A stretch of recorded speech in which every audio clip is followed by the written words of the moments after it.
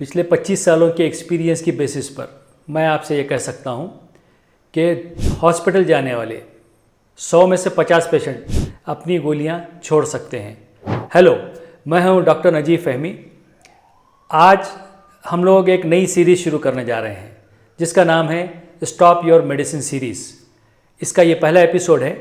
इसमें मैं एक आउटलाइन आपको दूंगा कि हम किस तरह से बीमारियों के सिलसिले में फ़ैसला लें कि इन बीमारियों को बीमारी कहा जाए या ना कहा जाए, इन बीमारियों के लिए कौन से टेस्ट किए जाएं या नहीं किए जाएं, इनको गोलियां, दवाओं की, इंजेक्शंस की ज़रूरत है या नहीं है, इन पर गौर किया जाए और एक दर्द दिल के साथ, एक एम्पैथिक दिल के साथ, एक बहुत ज़्यादा सोचने वाले दिल के साथ इस बारे में फ़ैसला लिया जाए कि जो दवाएं चल रही हैं, जो गोलियां शुरू हो चुकी हैं, जिन बीमारियों का डायग्नोसिस आ चुका है, जिन ब्लड टेस्ट की रिपोर्ट्स की बेसिस पर ये तय किया गया है कि ये बीमारी है, इसके बारे में हम गौर करना चाहिए। मैं ये कोशिश करता आ रहा हूँ कि पेशेंटों की तमाम चीज़ों को बारीकी से देखूँ।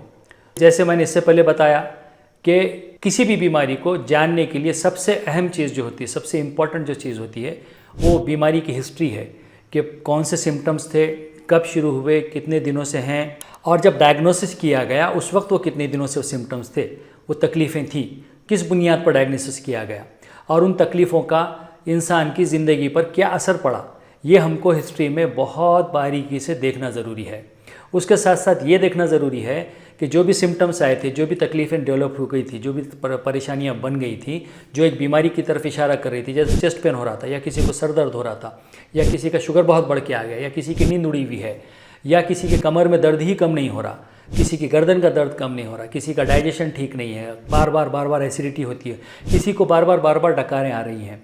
ये तमाम चीज़ों में, ये तमाम बीमारियों में हमको ये देखना ज़रूरी है कि हमने मरीज़ के साथ तफसील से बात की या नहीं की, उसकी हिस्ट्री प्रॉपर ली गई या नहीं ली गई, उसकी उस हिस्ट्री को उसके हालात में समझना ज़रूरी है कि भाई वो किन हालात से गुज़र रहा है। वो तमाम चीज़ों पर गौर करने के बाद फिर कुछ टेस्ट किए जाएंगे।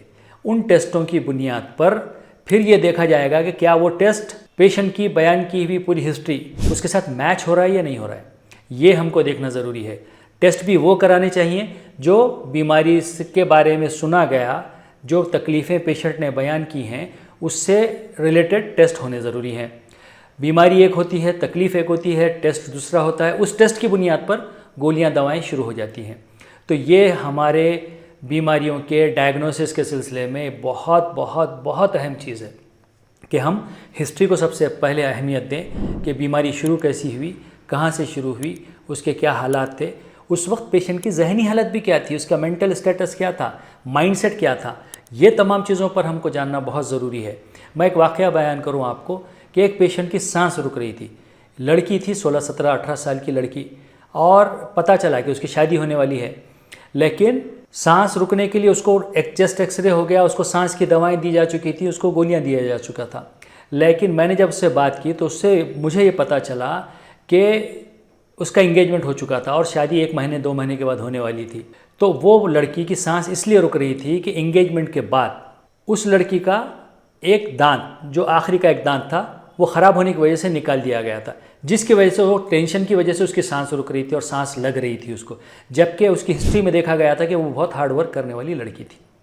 तो इससे पता चला उसको कि उसको जो प्रॉब्लम था वो सांस का, फेफड़ों का प्रॉब्लम नहीं था, लंग्स का प्रॉब्लम नहीं था, खून की कमी का भी प्रॉब्लम नहीं था, लेकिन उसका प्रॉब्लम कहीं और था। जब हमने उससे तफसील से बात की तो बीमारी पकड़ में आ गई।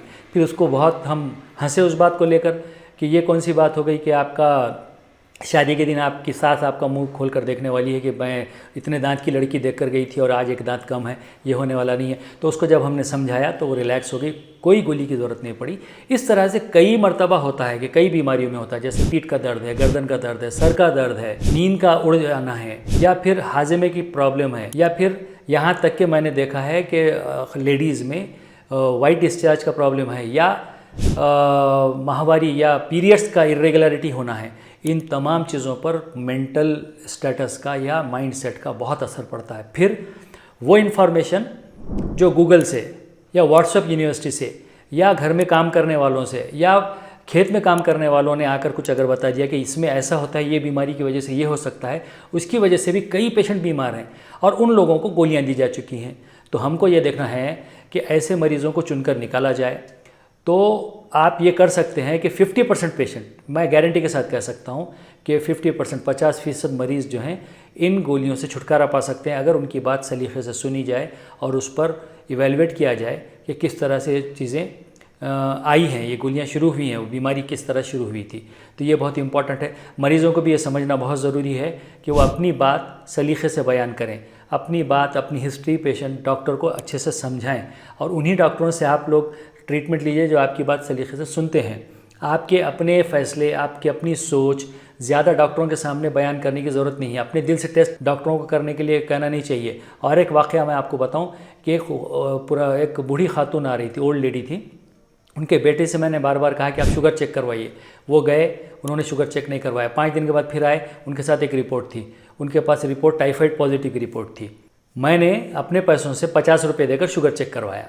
जब शुगर चेक करवाया तो 350 शुगर निकली। तो पूरी तकलीफ़ चल रही थी शुगर की वजह से, बुखार का एहसास था, कमज़ोरी थी, खाना ख़राब हो, मुंह ख़राब हो गया, खाना नहीं खाया जा रहा, भूख मर गई, ये तमाम चीज़ें हो रही थी। लेकिन उनका दिमाग कहाँ जा रहा था?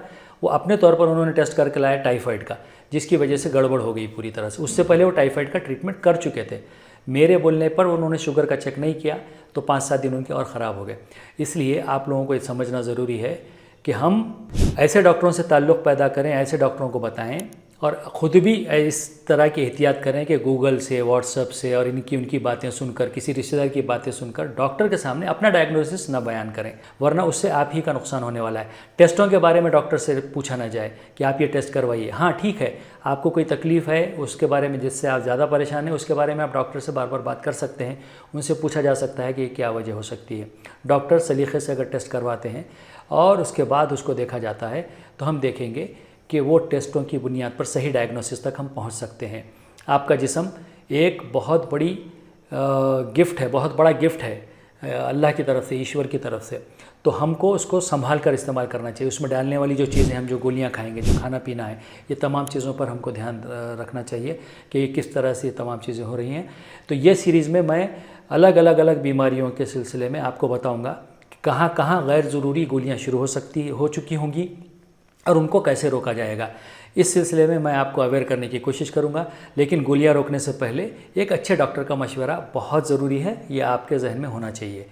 बहुत जल्द हम अगले वीडियो पर आएंगे जिसमें हम शुगर के मरीज़ किस तरह गोली रोक सकते हैं, फीवर के मरीज़, टाइफाइड के मरीज़, टाइफाइड के पेशेंट्स किस तरह से फजूल गोलियां खा रहे हैं और उसको कैसे डायग्नोसिस करना चाहिए, इसके बारे में हम वीडियोज़ लाएंगे। और बाकी जो चीज़ें मैंने आपके सामने अभी रखी, उन तमाम बीमारियों के बारे में मैं आपको वीडियोस बनाकर आपके सामने लाऊंगा।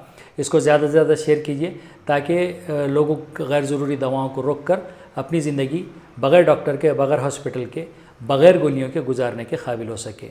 फिर मिलते हैं अगले वीडियो में।